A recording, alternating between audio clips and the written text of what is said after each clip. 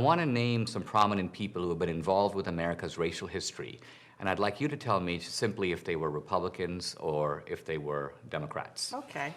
Let's begin with the inventor of the positive good school of slavery, the idea that slavery was a good idea, Senator John C. Calhoun. Democrat. What about the guy who invented popular sovereignty, the idea that each territory could decide for itself if it wanted slavery, yes or no, Stephen Douglas? Democrat.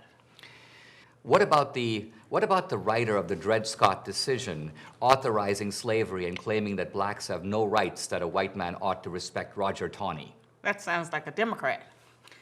What about the founder of the Ku Klux Klan, Nathan Bedford Forrest, who was also a Confederate general? Democrat. What about the great champions of segregation, the people who legislated separate but equal and the black codes throughout the South? Democrat. What about Bull Connor, the famous or infamous sheriff who resisted the civil rights movement? Democrat. What about the Arkansas governor, Orville Faubus, who shut the doors of the Arkansas schoolhouse until federal troops had to come in to allow black students to get in the door? Democrat. What about George Wallace, who said segregation now, segregation forever? Democrat. They're all Democrats.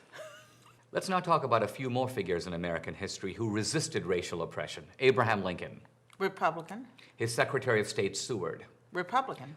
What about the two leading senators who championed the cause of abolitionism, Thaddeus Stevens and Sumner? Well, they were Republicans. What about Frederick Douglass, the runaway slave who became a champion of the abolitionist movement? Republican. What about Booker T. Washington, born a slave and champion of the idea of self-help? Republican.